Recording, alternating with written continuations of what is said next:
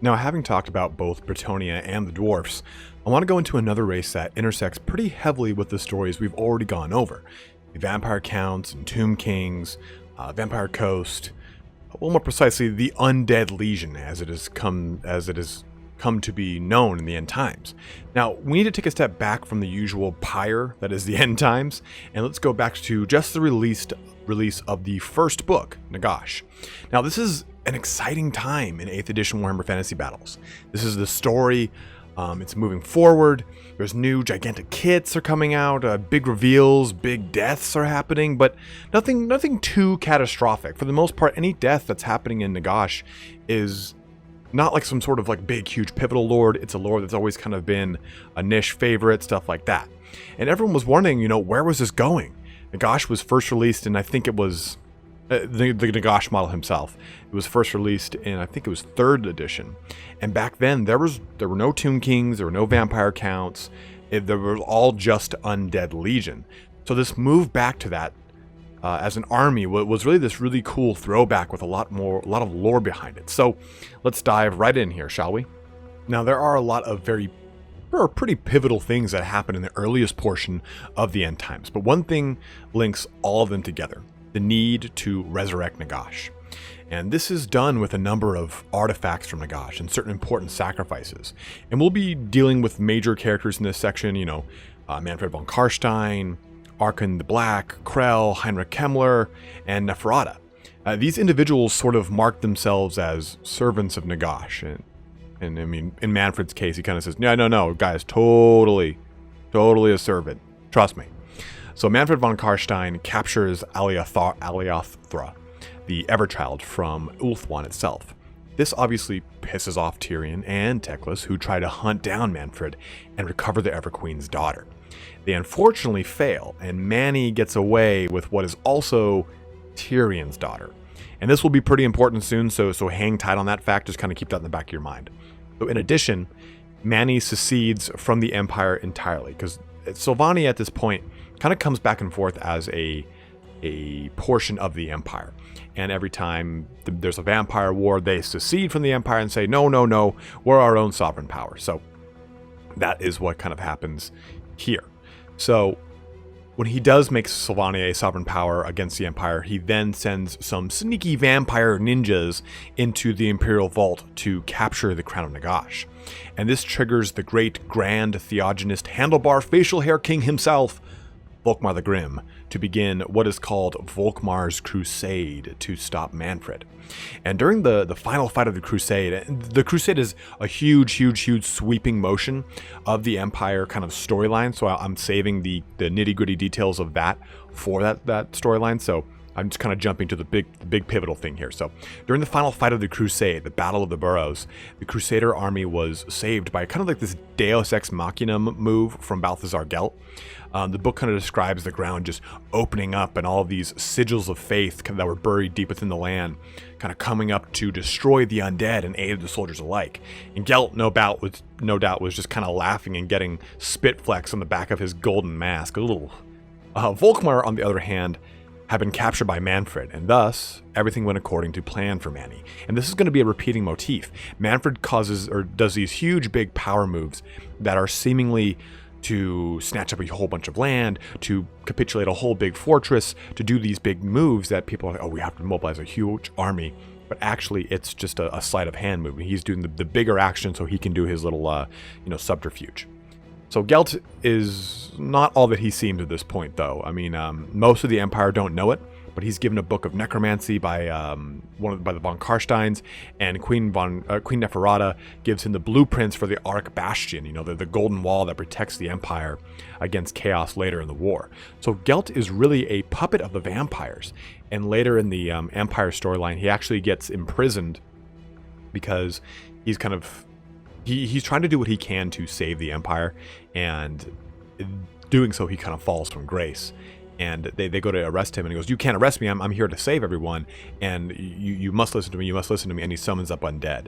And at that point, everyone was like, oh yeah, we gotta listen to you? And he's like, you're right. I may or may not have just party fouled, sorry guys. So, Gelt, in the Empire storyline, you will find out a little bit more about what happens with him, but he unwittingly kind of falls to the the kind of puppetry of the vampires. But let's swing over now to Bretonnia, and we talked about the Civil War as a whole during our Bretonnia video, so let's spare the details of the war itself and go into the vampire's role here. I mean, we'll exclude Malbod because he's kind of really heavily with the Bretonnia Civil War. So if you want to hear more about that, I'll link at the end of this the Bretonnian End Times video, and you can get a good feeling for what happens there. But during the first major engagement between the living and the dead Bretonnians, Dryka, the Dryad from the Wood Elves, captures the Fey Enchantress and gives her over to Manfred, after he, of course, converted a great deal of Bretonnia nobility over to vampirism, thus kind of creating that civil war. So after the Civil War, Harken and Manfred kind of strike this pretty loose alliance in agreement to compile the rest of the artifacts of Nagash and summon him back into the world. Manfred had the majority of the books of Nagash and a number of artifacts, including, the crown of Nagash itself that he stole from the Imperial Vault. So they both kind of set off on their own paths to gather the remaining artifacts. Harken, Krell, and Kemmler kind of assaulted, or they actually, not kind of, they did assault the vaults of La Maisontal Abbey, not French, to recover Alakanash, the great staff of Nagash. Now this is where things start to get dicey. Kemmler comes out as a servant of chaos and challenges Harken, and they have this epic Harry Potter Voldemort level mage duel that results in Kemmler being buried under the ruins of the Abbey as it collapses. And around this time, because it's really kind of hard to draw a direct timeline here, a lot of stuff happens simultaneously, so this is implied to be happening at the same time. So Manfred heads to Clan Mordkin's great fortress and besieges it, completely wiping the clan out to recover the Fell Blade, the original blade that killed Nagash when he first walked the earth by Alcatazar from the Tomb Kings. And the big thing about that Fell Blade is that it ensured that if Nagash were to resurrect himself, he would be significantly lesser in power with each reincarnation. This blade was really instrumental in the resurrection of Nagash. You need that kind of, the antithesis to his power has to be involved in this whole process. And Nagash has come back multiple times, or at least a spirit of Nagash has come back multiple times in Warhammer lore, and the Fellblade has really made sure that every time he does come back, he is reduced in power. He is kind of the lesser Nagash that he once was. But eventually, kind of Harken and Manfred then combine forces to attack Heldenheim Keep, one of the strongest fortresses in the entire Old World and the Empire, for that matter. And this would serve as the location for one of the last artifacts that they needed for their ritual. Harken the Black summoned up, thousands of dead that lay buried outside of the fortress from a greenskin siege about a year prior. And reanimating soldiers and siege engines, all the like, there's cannon batteries ripped out into the attacking undead force. Handgunners on the wall poured volley after volley into the advancing skeletons and zombies. And eventually, the shambling hordes slowly climbed the walls of Heldenheim, dying and reanimating before killing their assailants. And it talks about in the book how every time a skeleton would explode, the other skeletons would kind of use their own bodies and bones to construct bone ladders up the walls. So it's a really kind of epic, really just very daunting siege for a human combatant, right? Like, oh man, look at this. Every time I kill these guys, they reassemble themselves into an inanimate object they used to attack me. So it was a massacre for both sides, choking the city and gates with the corpses of both undead and Empire alike. And in this kind of Return of the King moment, Grandmaster Hans Leitdorf rode out with the entire order of the Knights of Sigmar's Blood, leaving the keep through the eastern walls to attack the flank of the assaulting undead army, because they, like I was saying, approached from the western wall. So they kind of crashed through droves of skeleton phalanxes, and Manfred kind of sprung his trap, and headed deep for the interior of the keep. And there, personally, he slew the Castellans of the Order and killed Rudolf Vesker, the second in command of the Knights of Sigmar's Blood, to retrieve Morricaine, the black armor of Nagash. So with their prize secured, Harken and Manfred just kind of disappear into the night, the undead falling to dust with their lords gone. And you can imagine how much this pissed off Leitdorf's beard, who also swore vengeance, including Leitdorf himself. So you have this, again, a lot of shadow play coming out from Manfred. Here, let me just use my expendable resources in the dead against your army of living to get what I need. And what did the Vampire Counts lose from that? Nothing. They lost nothing. They lost They didn't even lose time. They gained time because that's what they wanted to do. So now that we have all of Nagash's party favors in one spot, Harken and Manfred can exact the ritual they've planned. But there are some big forces allying against them. Remember when we talked about Tyrion being a father? Well, Eltharion, Mahomie, the biggest badass in elfdom, promised Tyrion that he would save his daughter. He kind of said, hey, I know you have to stay here in Ulthuan to do what you have to do, and Teclis is doing his weird stuff. Because at this point in the story, Teclis is off doing weird things that we'll touch on in the elf video. But Tyrion is trying to keep the nation whole. You've got a lot of strife, a lot of turmoil.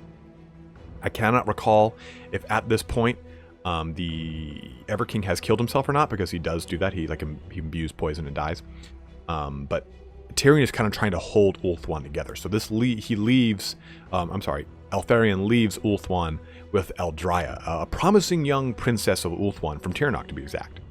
And the Wood Elves under Aerloth, and we've talked about Aerloth before, the kind of just generic Wood Elf lord, nothing overly special about him. He sends an army towards Sylvania as well. He was pleaded by the Everqueen and supported by Durthu's desire to aid their cousins. The Everqueen kind of comes through the world roots and pleads with the Council of Wood Elves, and Durthu says, hey, we should listen to this. These are our cousins. We can't just forsake them. And they all know that something is rotten in the state of Athel-Loren, so they're trying to do what they can to aid the world, basically. Ungrim Ironfist came thundering down from the mountains, ready to dish out a plate of warm ass kicking to the vampires. And then Malagor the Dark Omen decides to head to the Shrine of the Nine Demons, the location where the ritual is about to commence, for no other reason than the fact that he is a beastman and drawn to such weird shit. That and because Chaos kind of is pushing him there. Chaos doesn't want Nagash to come back into the world, because Nagash fulfills his dream, which is to create a world of the dead, and they don't have any servants. So they're trying to do what they can to kind of end this. Lastly, the entirety of the Knights of the Sigmar's Blood marched to Sylvania with the High Elves, who stopped at Altdorf to ask for aid. So, this is like sending that one text out to your friends, hey, let's have a party at my place, low key, and then everyone in the fucking world shows up, especially those friends from out of state that you thought were dead. God damn, Sylvania is popping. So Manfred is a crafty one though, right? And he sends his generals to sort of delay and stop the armies from linking up. And the first armies to meet are Malagor and Ungrim in the infamous Battle of the Red Cairn. And this epic cockfight goes on for 2 days and a night, resulting in the dwarfs winning a costly Pyrrhic victory. The book says they lose an eighth of their army, an oddly specific fraction, but whatever, I'll allow it. So Ungrim, kind of realizing his duties as king above being, a slayer, he begrudgingly decides to return to Carrick Cadron. So there's 2 armies gone, Malagor and Ungrim out. Aerloth, on the other hand, is assaulted by the Banshee Queen Kalidra. Aerloth actually defeats her, but this is where the elf fuckery I've alluded to comes into play. The goddess Lilith appears to him and tells him that the Everchild's fate is really not for him to worry about, and whisks him away to some far-off land. So he, of course, tells his army before he leaves. He tells his army to go and return home. So, they do as they're supposed to, because that's just not a weird plot, a hole in the plot. Whatever. Lastly, the High Elves and Empire get in a tizzy about the speed of their advancing. The Elves want to take a more secure, safe route, whereas the Empire's like, let's just get there. And Leitdorf decides to depart from the Elven host and advance on his own. Manfred, knowing, or at least hoping something like this would happen, attacked the lone knightly order and slaughters them to a man completely, including Leitdorf. So the elves were on their own at this point, and almost got ahead of myself here, but the Glen of Sorrows would be the location of the final battle. And there's this really kind of sweeping moment where Eltharion stands in front of the assembled High Elf army, and they'll sort of just know it, right? This is it. This is the final stand for them. They've marched through hell, literal Sylvania, trying to get here, and they know that their allies are dead. All the armies they knew were coming have been destroyed or disbanded, and really they just know it's just High Elves.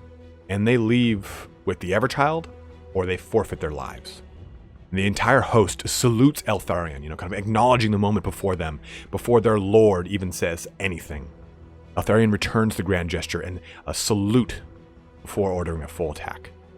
As the two armies clashed together, the elves started to quickly sweep through the undead hordes. Princess Eldraya of Tiranoc basically just cycle charging her silver helms into the arrayed legions of dead. On the altar, Harken started moving through each stage of the ritual to summon Nagash back into the world. All 9 of the books of Nagash arrayed around the ritual site created a sort of barrier to block any interference. And here's how this kind of Gordon Ramsay Nagash souffle was made. So you've got Morgiana Le Fay was cut open and had her blood fill a cauldron in the center of the ritual circle. Volkmar, placed in the cauldron up to his ankles in Morgiana's blood, as stood encased in Morkane, the black armor of Nagash. Now, Aliathara, it's a really weird name, Aliathra, the Everchild, was the last sacrifice on the edge of the circle, with a number of kind of circular grooves coming out from where she lay bound, kind of evident that they're grooves for her to channel her blood. Eventually, Eldraya is kind of quote-unquote killed by Manfred, along with Belinair. The elf names, you'd think I'd know how to pronounce them because I love them so much, but Belinair, cutting out 2 of the 3 commanding portions of the army. Belinair is effectively shutting down all of the magic that Manfred's trying to cast, and Eldraya is leading these charges and helping to really balance the line here. And this is huge, because this is now just taking out a huge chunk of leadership, a huge chunk of momentum from the High Elves. And I say killed because there's a part where Eldraya kind of comes back, and we'll talk about that in a bit, but there's a reason I've used quote-unquote there. So finally, Eltharion and Manfred kind of have this duel, and Stormwing, Eltharion's griffin, saves Eltharion from Manfred's magic, kind of sacrificing himself. And this gave Eltharion enough time to make a break for the barrier that Harken had erected. And as he cleaved a hole in the barrier, he advanced into the ritual. And Harken turned on Eltharion with the final kind of sacrifice being made. And with a quick spell, which is probably, honestly, it's an overcasted curse of years, Eltharion is disintegrated, vanishing into dust as the Warden of Tor Ivris is killed. You can imagine how I put the book down when I read that, and I walked out of the room for a bit. Oh. So with this, Harken cuts the Everchild's throat, the blood kind of filling the circles around the altar. As the cauldron filled more and more, he cut off Volkmar's hand and jammed Nagash's hand in place of the missing one. In that moment, dark magic courses over Volkmar, and kind of huge billows of green, purple, and black kind of tornado kind of erupts from the cauldron. And in Volkmar's wake is the resurrected form of Nagash. You have to understand how huge of a moment this is. There's so much hope leading up to this. It looks like Nagash is really going to get curbed before even getting a chance to come to life, especially with how the Last Stand works. You think that Eltharion is going to put a stop to things at the last minute. Especially the fact that you have a single army being able to, in the book at least, do so much damage. They're doing everything they can to win this fight, and they really aren't doing terribly. It's the fact that they lose all their leadership that really kind of helps take that army down, shit creek fast. But that most certainly doesn't happen, or the win. And for a lot of readers, myself included, there was a pretty huge sense of dread. One of the oldest characters in the Warhammer world has been killed, and in turn, this kind of gives birth to one of the oldest villains of the world. It's a pretty scary point in the lore. Morgiana, the Fey Enchantress, I'm sorry, I called her Morgiana because I knew the lore. I'm sorry, guys. The Morgiana is the Fey Enchantress. There was a point where they were separate characters. The lore kind of put them back together. Volkmar the Grim, Eltharion, these are all extremely old characters. Eltharion was one of the very first High Elf special characters on a Griffin. Volkmar was a bit later, but Morgiana the Fey is in the 3rd and 2nd edition books of Bretonnia. When she makes the full conversion to Fey Enchantress, yeah, she's still there. But still, this is a huge, you have a huge killing, a huge moment where a lot of stuff is killed off. And after his resurrection, Nagash assembles a vast army of undead to him. His first target is, of course, Nehekara, but he needs generals. He calls his generals the Mortarchs. So he assigns Harken, Neferata, Krell, Manfred, Luther Harken, Wallach Harken, Dieter Helsnicht, and the Nameless, or you might know him as Drakenfels, all become his many Mortarchs. And they all kind of, they have specific names, like Vlad von Karstein becomes the Mortarch of Shadow. We'll talk about him in a bit. Luther, Harken, and Krell. Harken the Black is the Mortarch of, Sacrament, So everyone has these kind of haughty Mortarch titles attached to them. And around this time, Neferata, after she's assigned her Mortarchship, she goes to Valia's Gate and gets in it with Thorok Ironbrow. There's a whole big battle there at Valia's Gate in the Dwarf End Times story, so if you want to hear that one, do jump on that video. But at the end of it, she basically brings a artifact of Valia to Nagash, who absorbs all of Valia's power, basically. So this is one of the elder gods of the dwarf pantheon, one of the 3 elder gods. So things are not looking up right now, right? There's a lot of damage going on. And the attack on Nehekara begins with Luther Harken's gigantic undead pirate fleet, kind of smashing the fleet of Xandra to dust, because, you know, cannons are way scarier than Tomb King catapults. I mean, it's like that in the meta. It's no different than in tabletop or the lore. But Nagash then thunders down south to kind of start some long delayed ass whooping. Kotep kind of comes out of exile to warn Setra of this, begging him to use the Destroyer of Eternities. It's a weapon that rends the soul of the victim so they can't be resurrected. It pulls it out of the underworld and destroys it completely. And he wants him to use that to kill Nagash. And Setra, being Setra, is grateful for the warning, saying, "Hey, Kotep, can I talk to you over here for a second? Can I talk to you over here for a second?" Like, almost like a Negan-like moment from Walking Dead. Like, you did really good, but you done fucked up. So Setra kills Kotep because he broke his exile. He came back from exile, and Setra's not one to bend rules for anyone. So this begins the campaign against Nehekara, and it's honestly pretty one-sided. Nagash kind of smashes through resistance. I mean, he consumes Usirian, the god of the dead, of the underworld and the dead, and now gains control of all lands of the undead. So he's the embodiment of Shyish, the wind of death for the winds of magic, I guess you could say. In addition to this, so I mean, the circle is almost complete, if you want to think of it from a Star Wars angle. And there's a number of ambushes against Manfred that pose well enough, but really the only people who suffer here are minor Vampire Counts characters. Neferata and Khalida have a few spats back and forth, including an epic duel in the ruins of Lamia that Khalida almost wins, but nothing overly critical outside of that.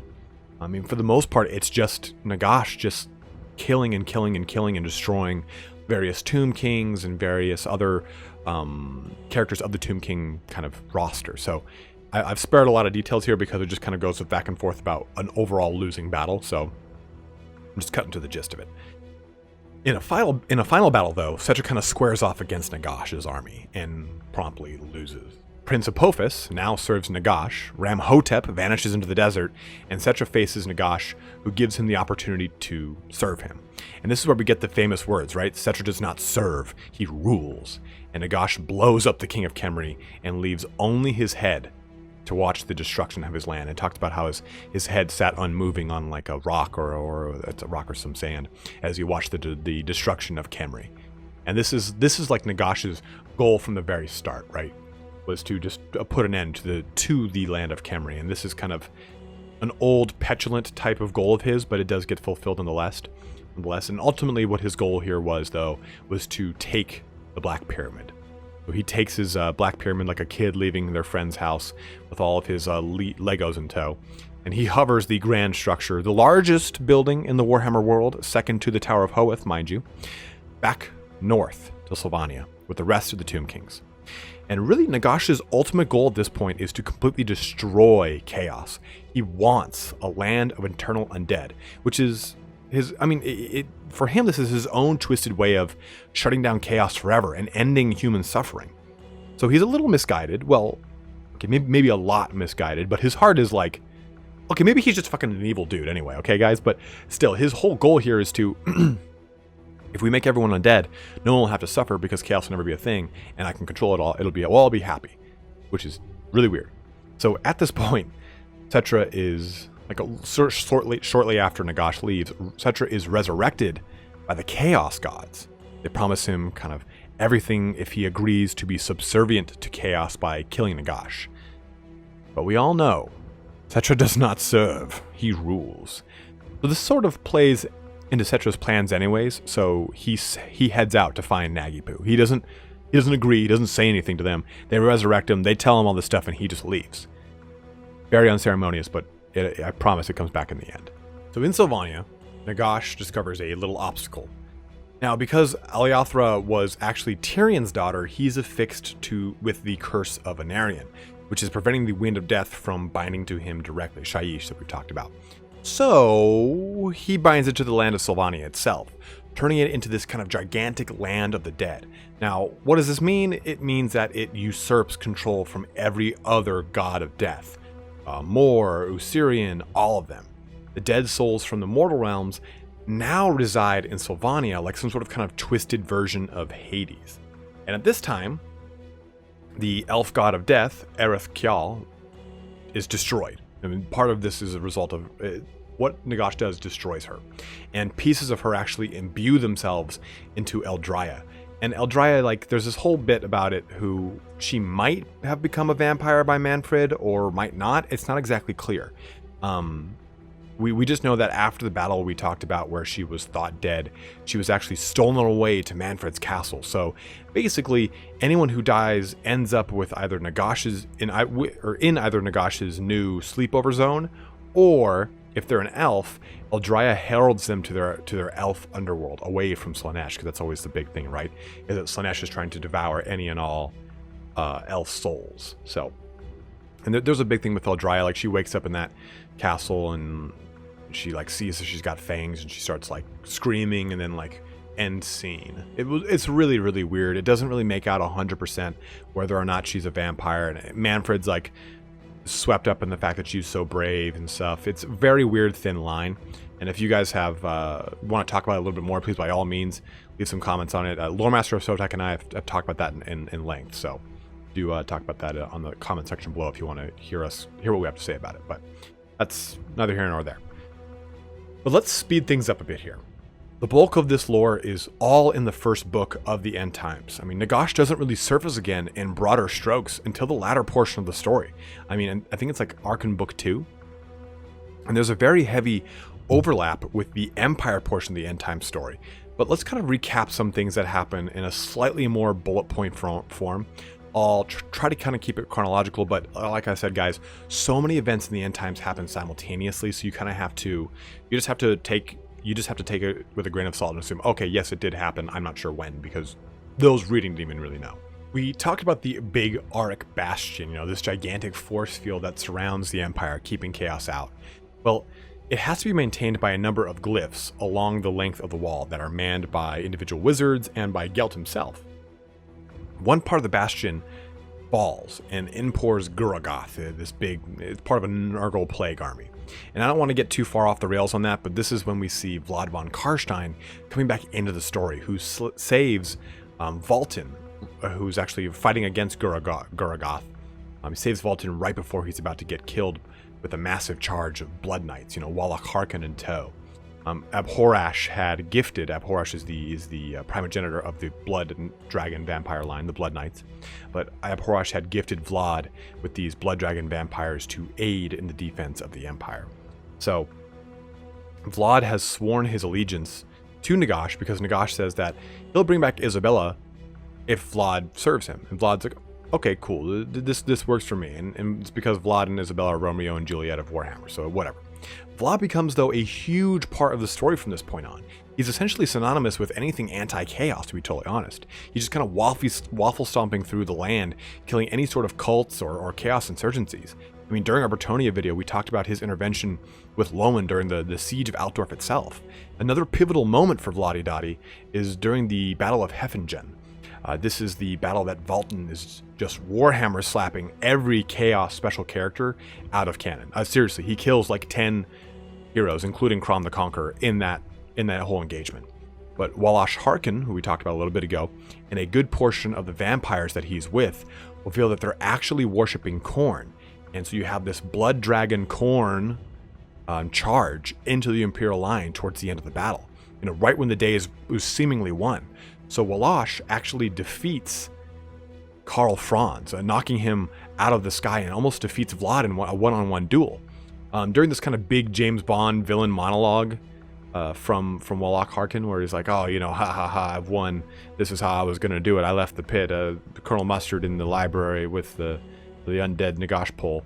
Vlad takes control of his zombie dragon, Wallach's, and bites Wallach in half. So, I mean, Vlad wins the day there, and Karl Franz goes so far as to reappoint him as the full-on Elector Count of Sylvania. Like, he steps up to the plate, and he saves the day on so many occasions. He's there in the siege of Altdorf that we talked about. He saves Lowen, and he does everything he can. So it's a very weird time. You have the dead and the living fighting all in against chaos. Harken the Black, Krell, Neferata are all going hog wild on the servants of chaos. And to that point, let's take a quick detour and touch on a weirdly fleshed out romance. It was mainly fleshed out in the side books that accompanied all of the major books. But Harken has an overwhelming love for Neferata, and it's revealed that he had this infatuation with her even when they were living. And this led him to teach her how to create the corrupted elixir of life, and thus vampirism. So there's a lot of points in the story where Harken goes out of his way to save Neferata, or at least just give her favor. So the result of all this really is that Nagash is actually he creates like a last bastion of sorts in Sylvania against chaos and wages war from there. Mainly through Vlad, of course. I mean, Nagash is actually sleeping through a lot of this to try and ascend to full godhood. And during the siege of Altdorf, we talked about Vlad being responsible for rallying the men of the empire on multiple occasions, and this is where the lines really start to blur. Harken the Black is on the walls, aiding with destroying chaos. Krell is leading armies of both men and undead in countercharges against the Chaos's rampaging plague armies, while Bretonnians flank the marauding hordes. I mean, as I said earlier, it's an all-in of non-chaos versus chaos. It's actually a lot of fun in the books to see what was considered an enemy for so long joining forces for the good of the world. I mean, wish I could say that is the same thing for the elves, but they're off having a Game of Thrones level backstab fest, which we'll get into in another video, and I swear to God I'm not mad about it. Despite all of this, things are still not going well. Altdorf ends up falling, Talabheim has fallen, Null has been taken over by tons of Skaven. All the major Imperial bastions are being destroyed one by one. The dwarf holds are slowly being overrun by Skaven en masse. The southern realms are in flames and anarchy from Skaven destruction or Chaos Plague fleets. It's total anarchy. I mean, Kislev was annihilated years ago, it feels like. That happens like in the very beginning opening volleys of the whole entire conflict. So things aren't looking too great for the rest of the world. Nagash's realm is under siege by a newly risen and corrupted Isabella von Karstein. I think her name's like Isabella the Corrupted or something like that. And Isabella leads an army with Skaven who are working in tandem with Chaos against Sylvania. That's an important note real quick. Skaven kind of start to work in tandem with Chaos, either unwittingly or wittingly, but they kind of, it's the Horn ones kind of play at trying to get into the Chaos Pantheon.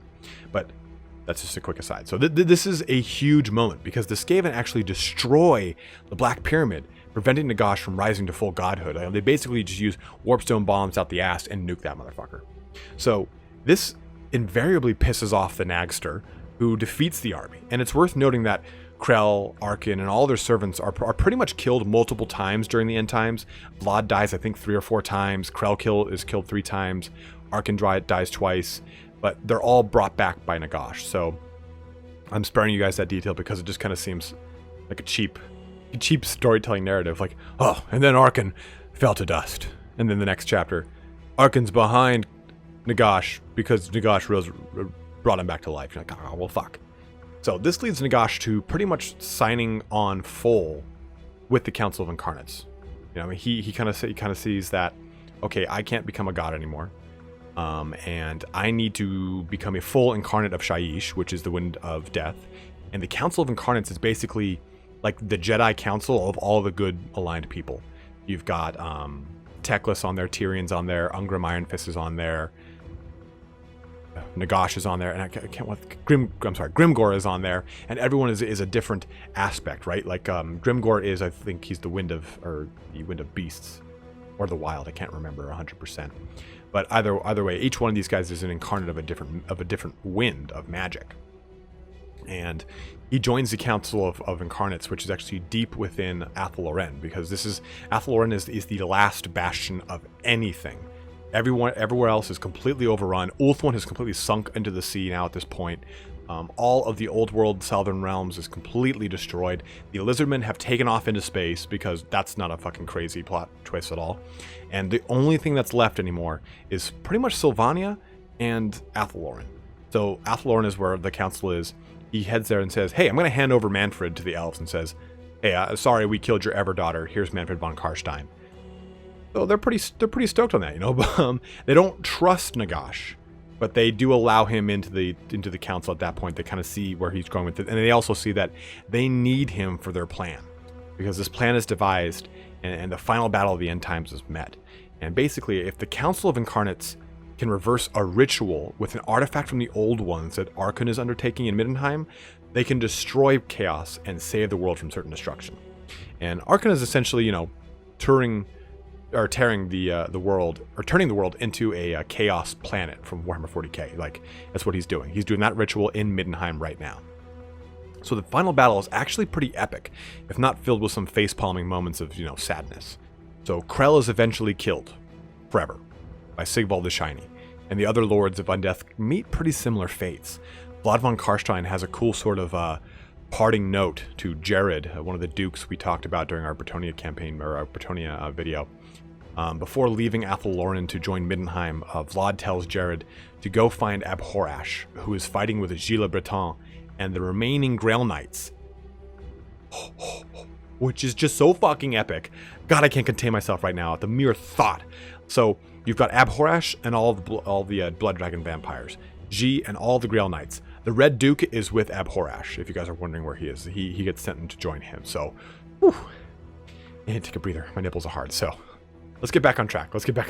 So, during the battle at Middenheim, Vlad encounters Isabella and takes his family ring, you know, the von Karstein family ring that kind of gives him unnatural immortal life, slipping it on her finger and throwing them both from the ramparts. And this kind of mirrors his death during the first Vampire War. In the first Vampire War, his ring is stolen from him, and he's thrown off from the ramparts with the Grand Theogenist, and he impales himself on a stake and dies. Same thing happens here. Stakes go into both of them, killing the best of the Karstein line, Vlad himself. The ploy seems to work, though, as Isabella kind of looks to appear less corrupted as the ring works its magic and kind of returns her flesh to that of the undead pale of a vampire. And Neferata finds them and takes Isabella's comatose body off of the stake. We'll press pause on that fact, and we're going to jump forward here a little bit. So Nagash is fighting his way through the city when Cetra jumps in out of nowhere and saves Nagash from a random demon's blade. You know, it's about to come into Nagash's back, and bink! Cetra just kind of deflects the blow. And Cetra explains to Nagash that Chaos offered him everything for the chance to come back and end Nagipu. And after a kind of super tense pause, Cetra explains that they forgot that he does not serve, he rules. And that Nagash's death can wait, and it is for him to exact. And he just kind of walks off, like just going off killing things.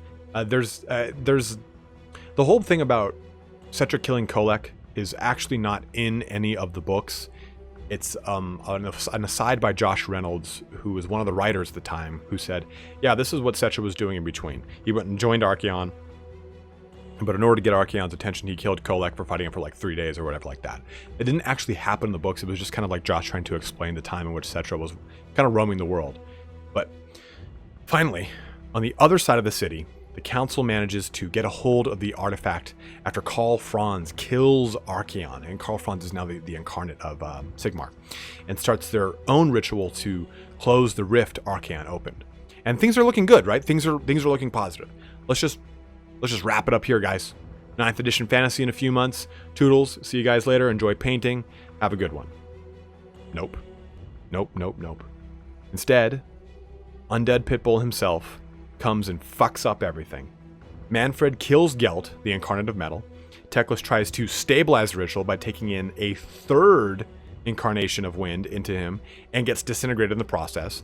Tyrion gets absolutely frothing angry at this and stabs Manfred in the heart with Sunfring, igniting the sword like a fucking Sith Lord turning on a lightsaber, and burns the vampire from the inside out. So yeah, that happens. The rift unfortunately destabilizes and begins to cover the entire world in darkness, kind of sucking things into it. The first victim is Nagash, who is sucked headlong into the rift, clawing and panicking as he knows fear for really like the first time in a long time. And you guys have to remember that at this point in the lore, Nagash is one of the strongest things on the planet, going toe-to-toe with Kabanda, a greater demon of Khorne, and winning. I mean, there's nothing that comes against him that he doesn't just honestly just backhand his way through. And it's terrifying to see like an extreme moment of vulnerability in this extremely powerful person or creature who figured that I'm going to win. I'm going to do whatever I can to win. This is going to help me win.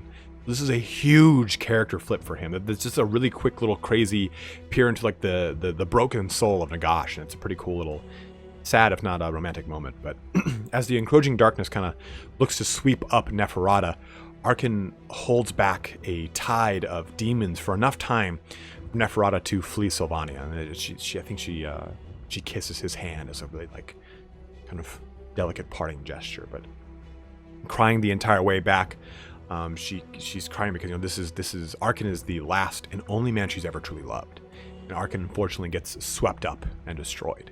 And one of the last and most poetic moments in the books, quote unquote, is in the heart of Sylvania. Neferata cradles an unconscious Isabella, holding her estranged sister Kalida's hand as the last of the undead defend the last of the living in a circle that is slowly consumed by the rift that devours the Warhammer planet. Whoa. And there you have it, right? That's the story.